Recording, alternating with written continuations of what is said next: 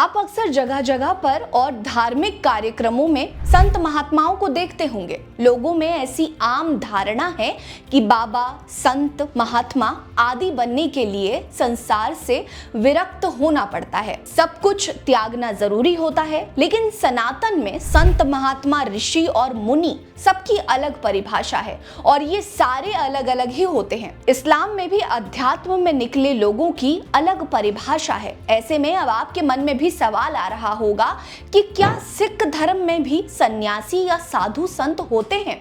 सिख धर्म में सन्यास को लेकर क्या कहा गया है? नमस्कार, मेरा नाम है रीटा। आज की वीडियो में मैं आपको इन्हीं सारे सवालों के जवाब ढूंढने में मदद करूंगी। दरअसल 15वीं सदी में सिख धर्म की स्थापना के साथ ही गुरु नानक देव जी ने एक ऐसी राह दिखाई जहां ईश्वर प्राप्ति के लिए ना तो जंगल में तपस्या की जरूरत थी और ना ही समाज से कटने की जरूरत थी। उन्होंने कहा, नाम जपो, कीरत करो, वंड छको, यानी ईश्वर का नाम जपो, मेहनत की कमाई करो और उसे दूसरों के साथ बांटो। समय के साथ ये सिख धर्म का मूल मंत्र बन गया। गुरुजी ने खुद गृहस्थ जीवन जिया और सिखाया कि सच्ची भक्ति संसार में रहकर परिवार के साथ समाज के बीच की जा सकती है। सीधे तौर पर कहें तो सिख धर्म में संन्यास का कोई औपचारिक स्थान नहीं है। जहां सनातन धर्म में संन्यास को जीवन का अंतिम पड़ाव माना जाता है, वहीं सिख धर्म कहता है कि ईश्वर की प्राप्ति के लिए संसार छोड़ने की जरूरत ही क्या है।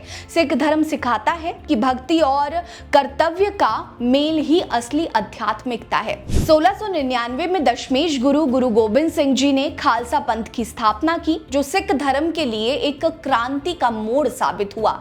खालसा का मतलब होता है शुद्ध और निडर। खालसा कोई साधारण भक्ति नहीं है, बल्कि एक सैनिक संत है जो भक्ति में डूबा हो लेकिन अन्याय के खिलाफ तलवार भी उठा सके। पंच ककार, केश, कंघा, कड़ा, कच्छा और कृपाण खालसा की पहचान है। ये सिर्फ प्रतीक नहीं है, बल्कि अनुशासन, साहस और धर्म के प्रति अटूट निष्ठा का संदेश भी देते हैं। खालसा पंथ ने सिखों को एक ऐसी ताकत दी जहां ना वे केवल आध्यात्मिक थे, बल्कि सामाजिक और राजनीतिक जिम्मेदारियों को भी बखूबी निभाते थे। खालसा भले ही दशमेश गुरु के समय से अस्तित्व में आया हो और इसमें कुछ नियम कायदे जुड़ गए, लेकिन ये छठे गुरु हरगोबिंद सिंह जी के मीरी पीरी सिद्धांत यानी कि आध्यात्मिक और शक्ति का गजब का संगम है। यहाँ आपको खालसा के बारे में बताने का हमारा मतलब इसी बात से है कि ये साधारण भक्त नहीं होते, ये एक संत होते हैं, ये गृहस्थ भी होते हैं और ये एक सैनिक भी होते हैं। ध्यान देने वाली बात है कि सिख धर्म में सन्यासी नहीं होते, लेकिन इस धर्म में संतों का सम्मान जरूरी होता है। सिखों के पवित्र ग्रंथ श्री गुरु ग्रंथ साहिब जी इसका जीता जागता सबूत है। इसमें न सिर्फ 10 गुरुओं की वाणी है, बल्कि संत कबीर, रविदास जी महाराज, नामदेव जी महाराज और शेख फरीद जैसे 15 भक्ति संतों की रचनाएं भी शामिल हैं।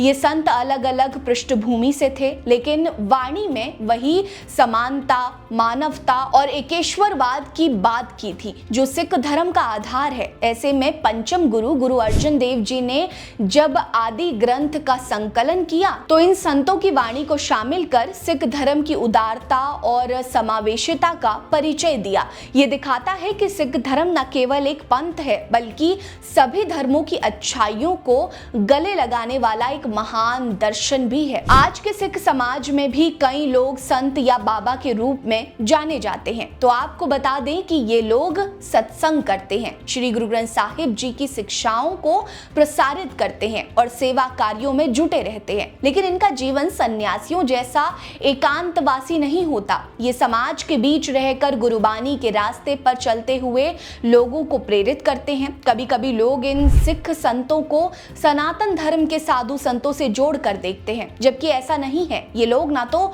दुनिया छोड़ते हैं, ना समाज छोड़ते हैं और ना ही तपस्या के लिए जंगल जाते हैं। इनका लक्ष्य सेवा और भक्ति के जरिए समाज को जोड़ना होता है।